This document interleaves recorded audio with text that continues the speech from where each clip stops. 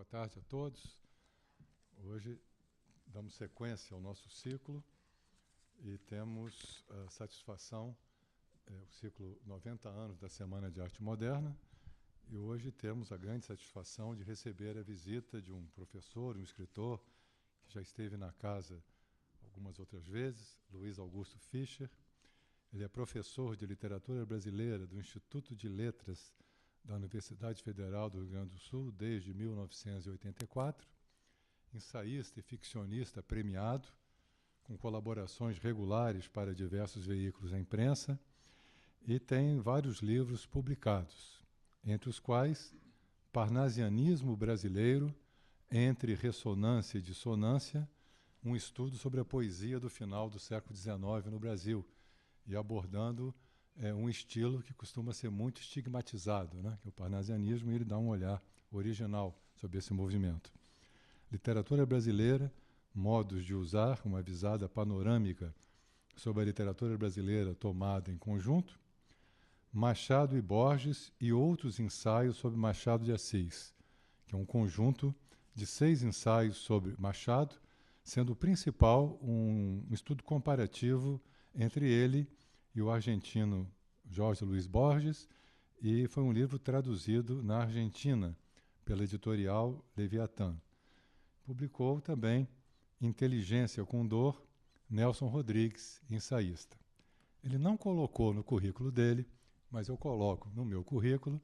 Não fui o orientador da tese do Fischer, mas tive a satisfação de participar da banca, né, da defesa da tese de doutoramento, e que gerou esse livro, que é muito bom, Inteligência com Dor, Nelson Rodrigues, ensaísta. Ele propõe a categoria não da crônica, mas do ensaio para o tipo de reflexão que Nelson Rodrigues desenvolvia na sua prosa.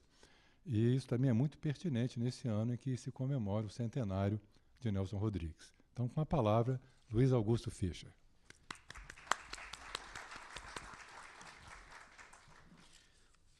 Boa tarde a todos, boa noite. Eu devo começar agradecendo o convite gentil que foi feito pelo meu querido amigo Sequim. O Sequim esteve presente já em outros momentos da minha vida profissional, sempre com a gentileza e a competência que ele sabe combinar tão bem.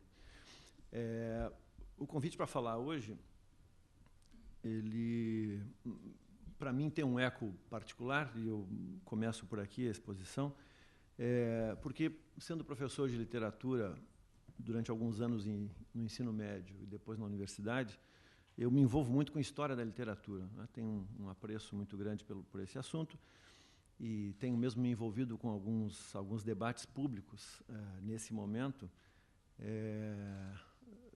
especialmente no ano passado, em torno do modo como a literatura tem sido tratada no Enem, né? Com o professor Bechara conversei uns minutos em Passo Fundo no ano passado, retrasado, a propósito disso, que consegui, enfim, publicar em alguns jornais importantes do país esse estudo. E o meu combate naquele momento lá tem a ver com a exposição que eu vou procurar fazer aqui de maneira, enfim, sumária e espero que não aborrecida.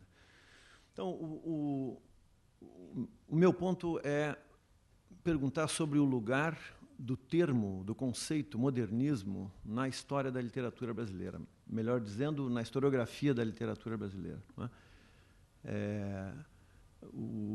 Eu vou começar assim de fora para dentro, por assim dizer, fazendo uma comparação que pode parecer um pouco inusitada, até bizarra, mas que me parece eloquente. Quando a gente compara os países da América do Sul, a generalidade dos países da América do Sul, com o Brasil, a gente encontra números muito expressivos, né? Eu até fiz um levantamentozinho que mostra o seguinte, que seja em número de população, seja no PIB, seja em área, o Brasil é praticamente do mesmo tamanho do restante da América do Sul, né? Ora, o restante da América do Sul, a América fundamentalmente de língua espanhola, se compõe de uma série de países, como todo mundo sabe, países, alguns dos quais, pelo menos, com uma vocação nacionalista assim, muito forte, muito marcada, países que, portanto, se pensam como uma unidade que, ao mesmo tempo, é isolada das demais, mas que, por outra parte, compartilha a língua com vários outros países, né? Quer dizer, um uruguaio se pensa como um uruguaio, mas, ao mesmo tempo, se pensa como um sujeito que vive na língua castelhana. Portanto, um uruguaio, um argentino, um chileno, um boliviano, ao pensar sobre a sua literatura nacional, ele naturalmente vai encontrar uma dimensão especificamente nacional nessa literatura, mas vai encontrar uma dimensão que é supranacional, não é? De alguma maneira, ele se sente herdeiro de literaturas que foram feitas, que são produzidas fora do seu país, mas dentro da sua língua, não é? Ora, no Brasil acontece o fenômeno, por assim dizer, oposto, não é? O Brasil é um país único, um país, enfim, com uma extensão enorme, com uma população bastante considerável, e hoje em dia um país que desponta no cenário internacional como um global player, um país fortemente unitário, né, marcado por uma tradição centralista impressionante. Eu vivo no Rio Grande do Sul, sou do Rio Grande do Sul e vivo no Rio Grande do Sul, que é uma das províncias que, ao longo da história brasileira, tem mostrado assim bastante desconforto com esse centralismo, não é isso? Em momentos variados, que levaram a uma guerra civil em algum momento, mas que levam a movimentos, às vezes, não tão evidentes, mas igualmente fortes, de resistência a esse centralismo, né? Eu abro um pequeno parêntese aqui. Eu sou do mundo das letras, mas tenho muito apreço pela história, estudei bastante história, e então eu gosto de vez em quando convocar algum argumento que vem do campo da história mesmo, né? E eu lembro, dentro desse parêntese, que não faz muito tempo, acho que foi no governo Collor, né, a última vez em que houve uma grande medida centralista, que foi a proibição da cobrança de imposto estadual, de imposto de circulação de mercadorias e serviços, sobre produtos exportáveis, né, exportados. O Rio Grande do Sul vive muito de exportação, como todos sabem, né? E o resultado foi que, de então até agora, o Estado do Rio Grande do Sul, o aparelho de Estado do Rio Grande do Sul, se empobreceu crescentemente e tem uma capacidade cada vez menor de atender a um padrão mínimo, não é isso, daquilo que em algum momento foi uma espécie de welfare state modesto, mas real, que houve no Rio Grande do Sul até os anos 70, pelo menos, né? Isso é um argumento que não é do campo literário especificamente, mas é um argumento forte para mostrar que esse centralismo é uma realidade, né? E é sensível em todos os momentos. O Rio de Janeiro, como província, também passou por vários constrangimentos em torno disso. Ora, esse país que tem uma tradição centralista muito forte, ele também tem uma tradição centralista muito forte no campo digamos, da construção da identidade nacional, das imagens que o país tem de si mesmo, forja de si mesmo, propaga de si mesmo, né?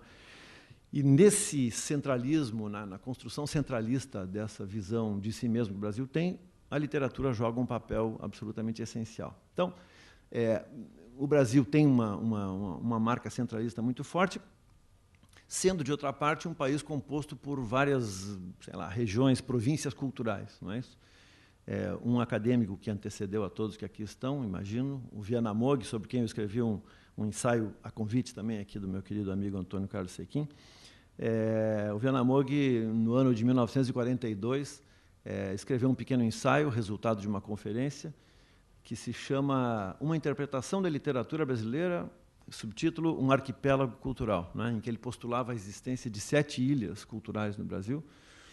Ele enumerava as ilhas da seguinte forma, se eu não me esqueço: o Norte, o Nordeste, a Bahia, Minas e o Centro-Oeste, o Rio Grande do Sul, São Paulo e o Rio de Janeiro, né? Eram 7 ilhas e tal, e ele, um pouco seguindo os passos do Gilberto Freire, apresentava a ideia de que cada uma dessas ilhas tinha, enfim, uma certa unidade de pensamento, de sentimentos, etc., que se revelava na literatura, porque a literatura seria, então, a expressão do genius loci, não é isso? Do gênio do local, daquele contexto. E, portanto, dizia o Viana Mogg em 42, o Brasil não tem uma literatura nacional, mas tem 7 literaturas regionais, 7 literaturas provinciais. Eu não estou querendo restaurar aqui o ano de 42 como paradigma para 2012, evidentemente, mas, enfim, quero apontar que esse problema é relevante, interessante e creio que tem caminho ainda, né? Aproveito para fazer um outro parêntese. Eu tenho uma marca talvez desconfortável de ser muito parentético, espero não me perder, mas é mais um parêntese pequeno. No mesmo ano de 42, Mário de Andrade fez uma famosa conferência dando um balanço dos 20 anos da Semana de Arte Moderna, né? E, aliás, as duas conferências, a do Viana Moog e a do Mário de Andrade, foram feitas no mesmo lugar, a convite da mesma instituição, que era o Centro dos Estudantes, né? Casa Estudante, exatamente. E, nesse ensaio do Mário de Andrade, que é famoso por bons motivos, ele postula a ideia de que a unidade brasileira já está feita, já está dada, e essa unidade se chama modernismo, né? Em certo momento, eu cito de memória, assim, portanto, imperfeitamente, mas em certo momento ele diz: alguém poderá me dizer que a literatura que se pratica em Porto Alegre é diferente da literatura que se pratica no Recife, em São Paulo, etc., porque cada uma é livre à sua maneira, etc. Ora, diz o Mário de Andrade, isso é exatamente o modernismo, essa liberdade é o modernismo. É um pouco desse assunto que eu quero tratar, né? Quer dizer, no mesmo ano em que o Viana Moog, um gaúcho que então morava no Rio, postula a ideia de que há 7 ilhas culturais, o Mário de Andrade diz que há uma unidade, e essa unidade é o modernismo, que ele via como vitorioso naquele momento, 20 anos depois da Semana de Arte Moderna. Bom, volto à comparação principal. Então, eu estava querendo mostrar que o Brasil tem essa manha, esse veso, esse traço constitutivo profundamente centralista, que se encontra na formação do Estado, mas que se encontra também na formação cultural e no modo como a cultura se expressa e se pensa, em contraponto com a variedade que a gente encontra, então, na América de língua espanhola. Esse paradoxo, ele não é mais forte porque nós, no Brasil, pensamos muito pouco sobre a América de língua espanhola, né?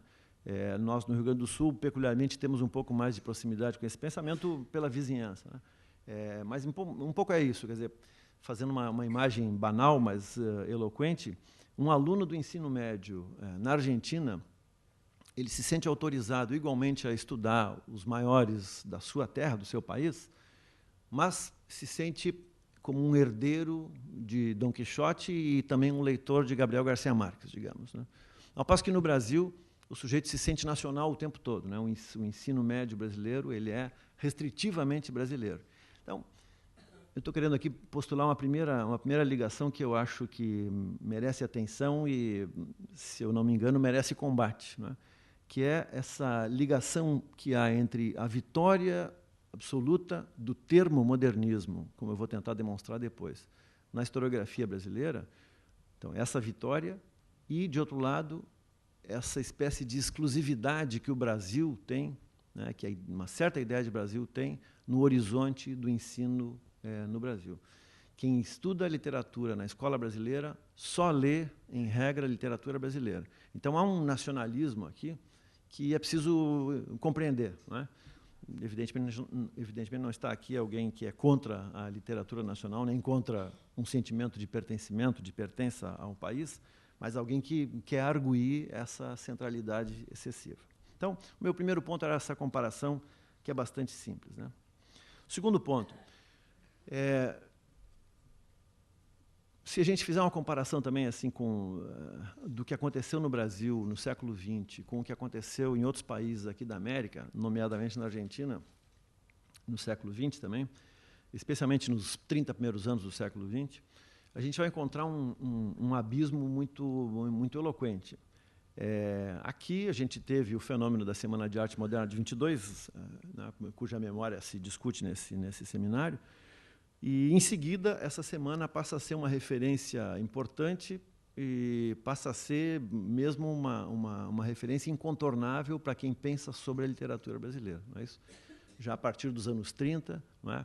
Na crítica literária, com Tristão de Ataíde, com a história do Nelson Werneck Sodré, etc., e daí por diante, o marco de 1922 ele passa a ser incontornável. Todos se referem a ele como sendo absoluto, não é? Como se fosse uma espécie de revelação, né? Naquele momento se fez uma revelação, aconteceu uma revelação da qual não se pode fugir. E essa revelação da Semana de Arte Moderna, e o modo como essa revelação se configurou com o tempo, tem uma porção de nacionalismo muito forte, não é isso? Dizendo assim de maneira rápida, o modernismo, na feição que teve a partir da Semana de Arte Moderna, com as suas variantes internas, com as suas variantes, inclusive, políticas, um pouco à direita e um pouco à esquerda, nas suas variantes mais ou menos cosmopolitas, né, enfim, que estão expressas na obra, por exemplo, do Mário e do Oswald de Andrade, tomado no conjunto, esse modernismo centralizado na Semana de Arte Moderna de 22, ele tem no centro da sua constituição uma reinterpretação do Brasil. Não é isso? O que é o Brasil, e quase poderíamos dizer o que deve ser o Brasil também. Né? Tem essa reflexão é obsessiva. Né? Então, ela vai ter caminhos diferentes, também dizendo de modo simplificado. Oswald de Andrade vai postular a ideia de que o Brasil é antropófago, não é isso?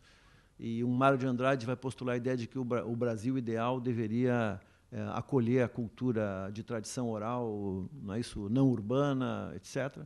Mas, de todo modo, o Brasil é que está no centro. Ora, quando a gente compara isso com o que aconteceu com o fenômeno das vanguardas, genericamente, na Argentina, a vitória não foi de uma corrente de tipo nacionalista. Né? Aliás, não houve uma vitória tão expressiva quanto a que tem no Brasil, né? Em que uma corrente se sobrepôs a todas as outras, a ponto de tornar as outras meras coadjuvantes da história. Né? Quer dizer, no Brasil, parece que se o sujeito no Brasil faz literatura, a partir de 22, ele tem que fazer segundo a pauta postulada na Semana de Arte Moderna. Ao passo que na Argentina, por exemplo, há várias posições. Há posições nacionalistas, mas há posições antinacionalistas. Né? E, bom, se a gente tomar pela figura maior desse movimento geral da Argentina, que foi o Borges, né, o Borges, certamente a posição não é nacionalista e muito pelo contrário. Né? A visão do Borges sobre o nacional, como certamente todos sabem, tem muito mais a ver com a visão que o Machado de Assis tinha sobre o nacional. Não é isso? Ele viu o nacional como uma possibilidade, mas não como uma condenação. O Borges dizia, em variadas circunstâncias, em textos, mas também em entrevistas, que dizia assim que os nacionalistas argentinos fingiam admirar as capacidades dos escritores argentinos, mas queriam obrigá-los a ficarem restritos ao tema localista. Né? Quando, dizia o Borges, nós argentinos somos um subúrbio do Ocidente, portanto, o Ocidente nos pertence. Né?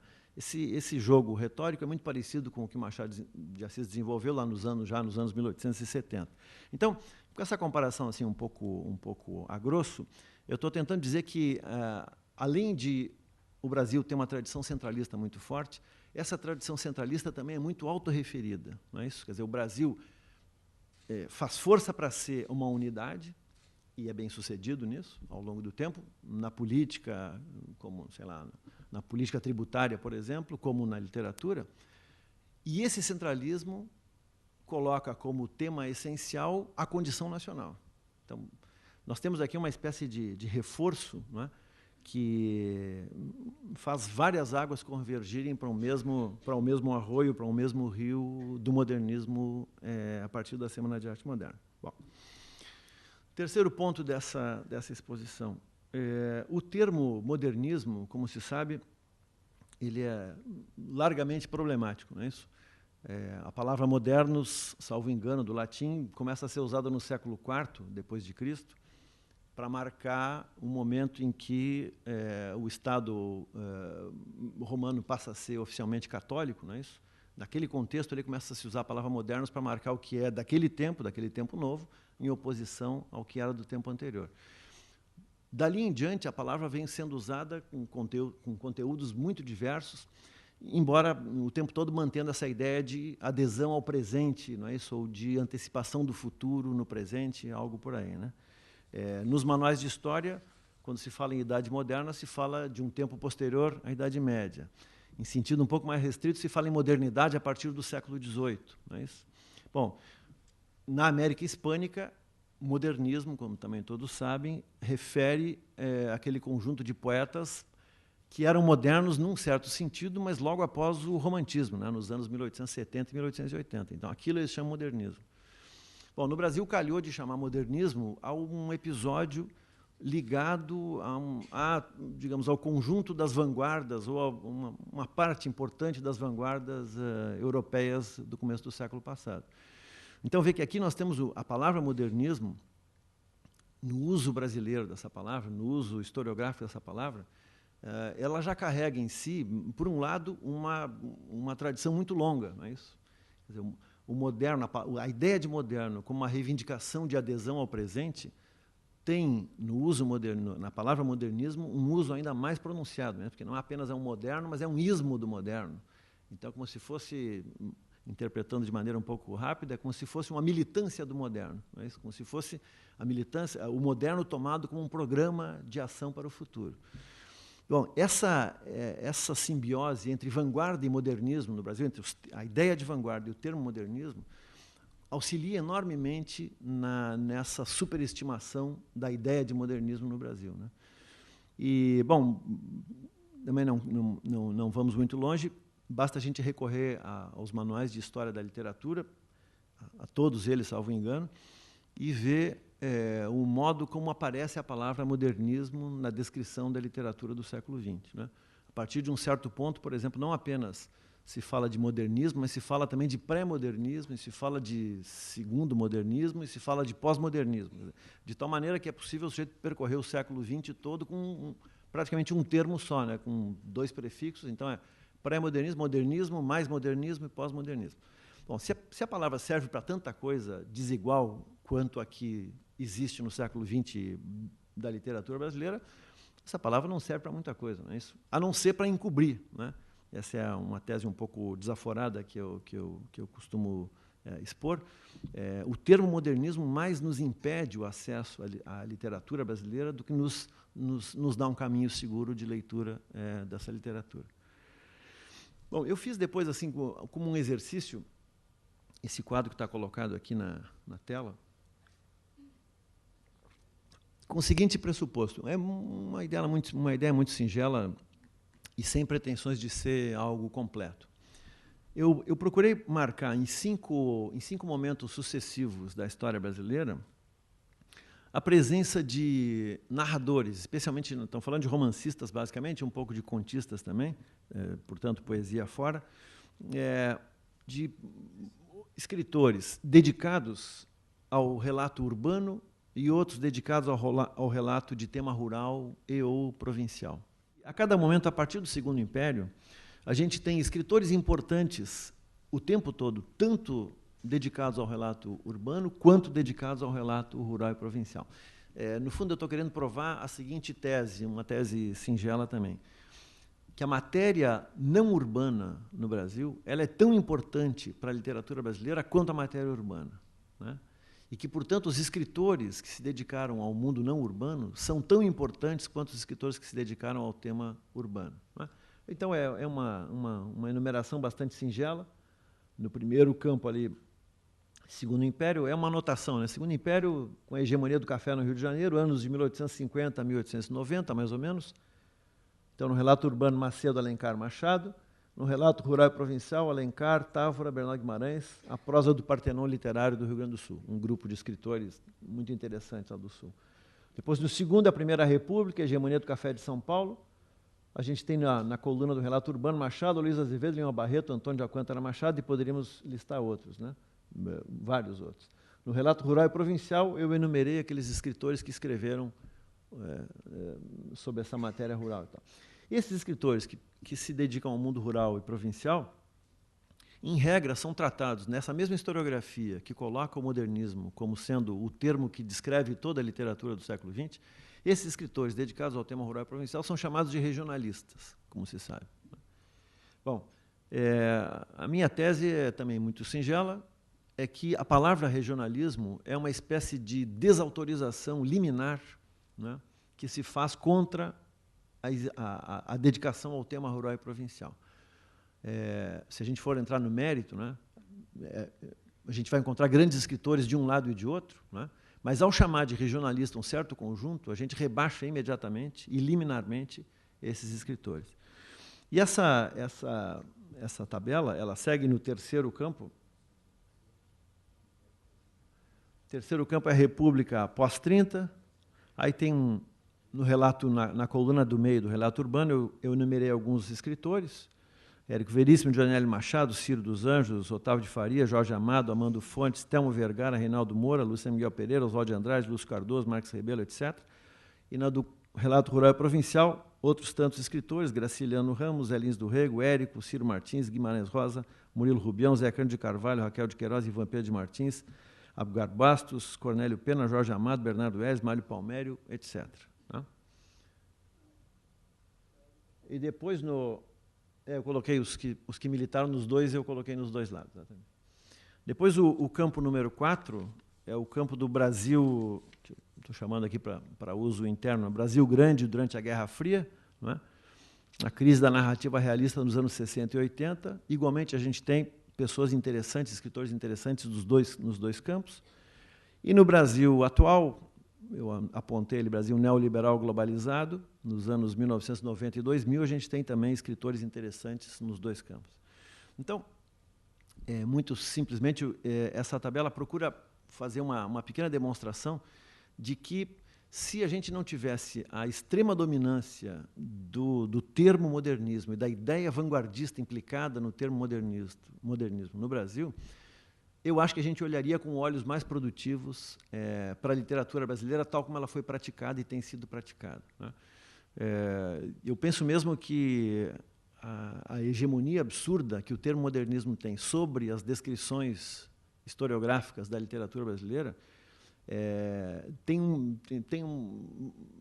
comete um pequeno crime, né, permitida a demasia.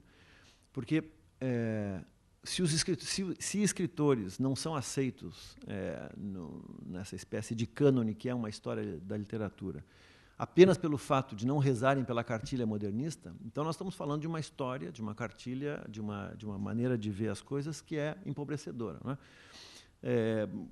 Abro um outro parêntese. Eu tenho me dedicado assim, uma parte do meu trabalho na universidade a pensar sobre o lugar da canção na literatura brasileira. A canção, naturalmente, não é literatura em sentido imediato, mas é inegável que ela tem uma porção de literatura importante, né? Que ela tem um traço lírico importante.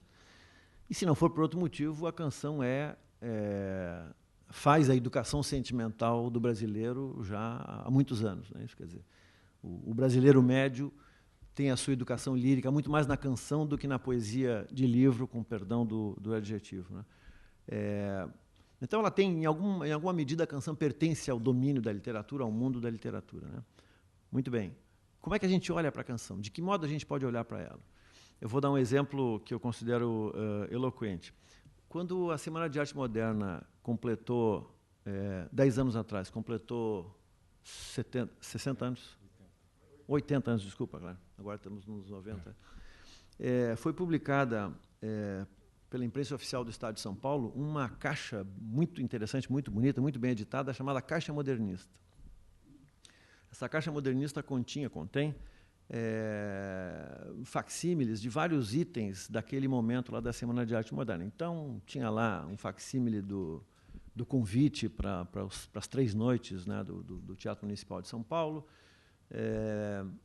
um facsímile da Poesia Pau-Brasil, da primeira edição, um facsímile da Paulicéia Desvairada, se eu não me engano, mais alguns itens em papel e um CD. Nesse CD, o título do CD, se eu não me engano, é Música em Torno do Modernismo, algo assim, né? E a edição muito bonita, muito bem feita e tal. Quando eu fui ver esse material, logo me interessei também por esse assunto da música em torno do modernismo. E lá estavam, de fato, compositores que tiveram obra executada durante as 3 noites e tal. E aí eu estava lendo assim, a relação das músicas, apareciam então aqueles autores, e o último item era Lamartine e Babo. E eu disse, todos aqui conhecemos Lamartine e Babo, naturalmente.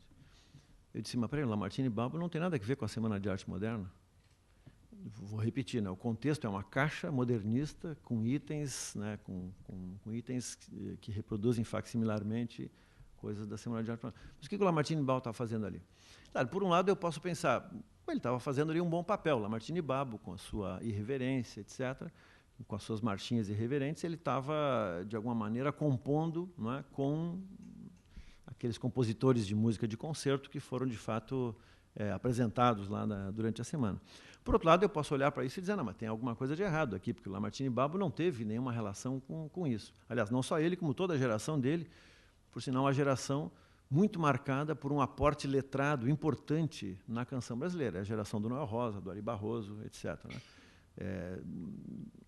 Acho que, em algum momento, nós, professores de literatura e críticos literários, vamos precisar pensar na história da canção mesmo a partir desse critério, né? Quer dizer, há 2 ou 3 momentos seminais da história da canção no Brasil que são seminais por terem recebido um aporte literário notável, né? Essa geração de 31, nos anos 60, a outra geração assim também. Então, voltando ao exemplo da Caixa, essa Caixa modernista que incorpora o Lamartine Babo, né, num contexto de celebração dos 80 anos da Semana de Arte Moderna, quer dizer, essa Caixa está fazendo um serviço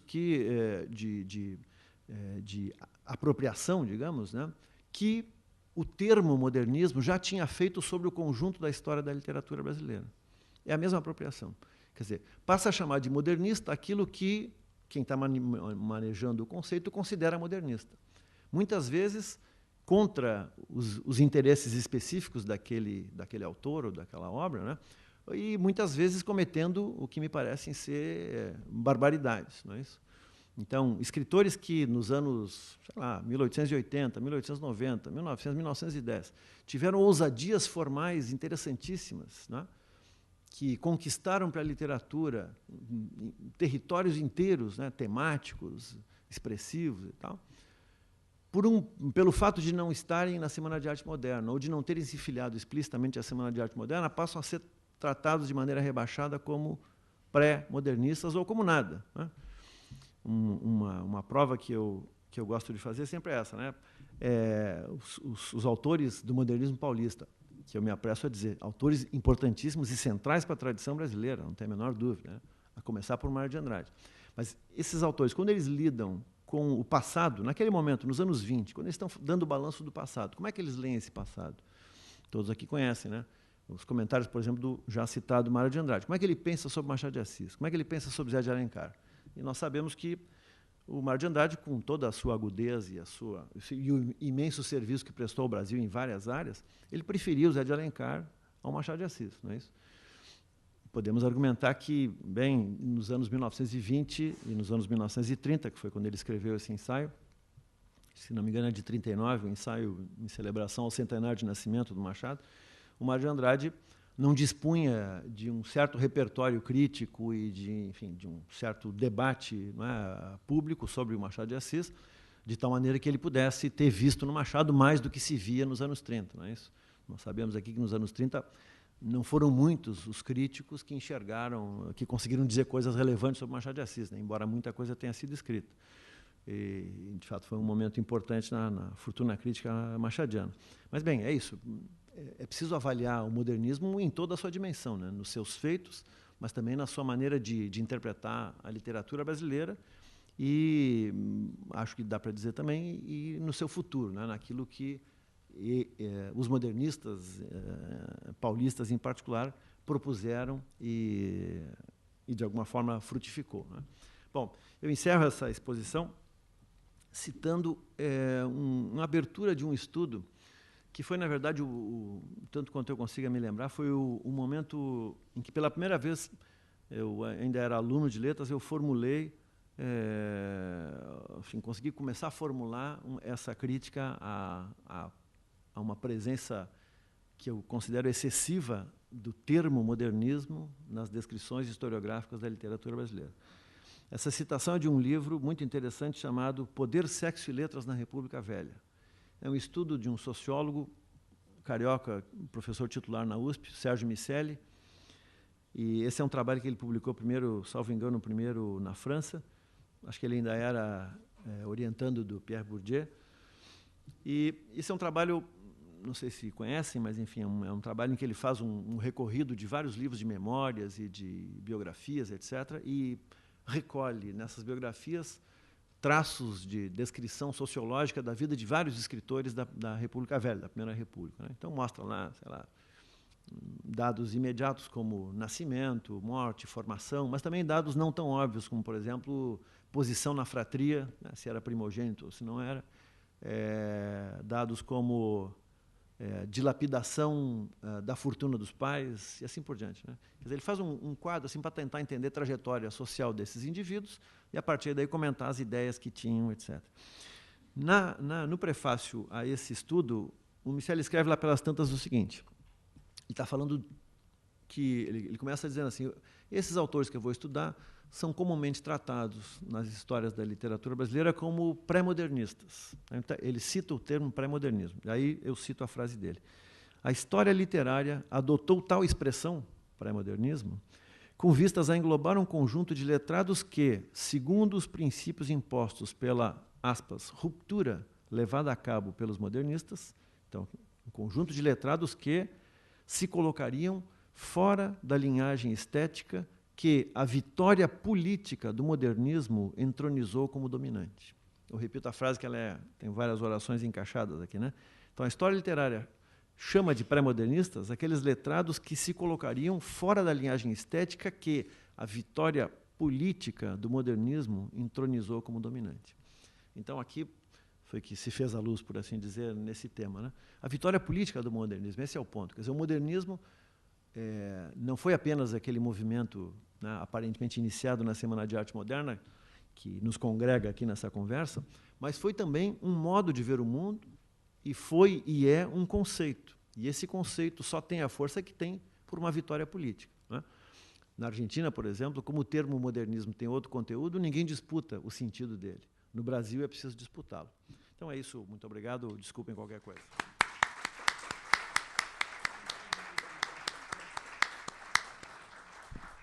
Então, agradecemos aqui, né, essas observações, essas provocativas de Luiz Augusto Fischer, e em torno de várias ideias com as quais eu comungo também, digamos, prazerosamente. Uma delas é essa antipatia pessoal também que eu devoto ao termo pré-modernismo, e quem foi meu aluno pode se recordar disso, né? Porque é o único movimento ou período estético que quer se definir por alguma coisa que ele não é, né? Como um antecipador de algo. E, a rigor, se você coloca nessa etiqueta, né, de pré-modernismo autores como Adelino Magalhães, que de fato era um experimentador de formas, e vai colocar José Albano, o poeta cearense, cujo modelo maior era Camões, era fazer sonetos, e ele fez tão belos quanto os de Camões, mas não tão belos porque os fez 400 anos depois de Camões. Como é que se vai chamar de pré-modernista um poeta como José Albano, ou um ficcionista como Coelho Neto? Quer dizer, poetas como Albano, ou um outro bom poeta, que é o Raul de Leone, seriam muito mais pós-parnasianos do que pré-modernistas, e ficam nesse de embrulhada, né? Assimilando tendências que são retardatárias com outras que são efetivamente avançadas.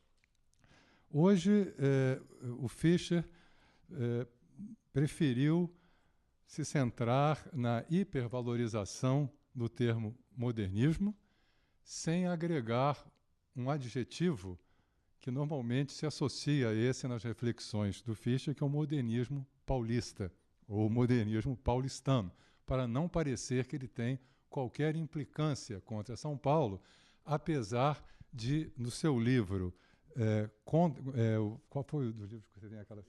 Para Fazer Diferença, uma seção que foi muito polêmica, tem o singelo título de Contra São Paulo. Então, são 5 ou 6 artigos, né? E, se me permite aqui uma provocação, até para atiçar em vocês o desejo de ler este e outros livros do Fischer, então vou ler o que está escrito, que você já escreveu em algum momento, né? Documento público que saiu em jornal e depois está agregado no livro. Macunaíma é um livro chato, ruim como realização, quase ilegível se o sujeito não tiver interesse museológico. São Paulo fala pelo Brasil, como Mário falou pelo Brasil. O resultado é que, em boa medida, nossa voz foi roubada. E aí, pegando aqui de chapa essas comemorações em torno da Semana de Arte Moderna, aquela pequena e provinciana barulheira em fevereiro de 22. Então, temos aí uma visão bastante cáustica, né, do que seria... e alguém que tenha coragem, né, com erro, com acerto, né, de assumir uma posição discrepante, né, do sim senhor oficial que se coloca em torno da semana, não apenas pelo que ela foi em si, mas pelo tipo de livro que ela resolveu endossar e repudiar. Também foi muito bem situada essa questão da subvalorização da dita literatura regionalista a partir de um descentramento dela, né, do espaço essencialmente urbano que o modernismo estatuiu como o único espaço representante da arte do século XX, a partir, inclusive, do São Paulo, Comoção da Minha Vida. Então, a partir desse mandamento de que a arte moderna, ela modernista, é forçosamente urbana, tudo que foge do padrão é relegado ao quintal da subliteratura. E aí, quando entra um nome como Guimarães Rosa, já se provoca um mal-estar nesse relegar-se a um segundo plano, quando entra um nome como Graciliano Ramos e outros desse nível.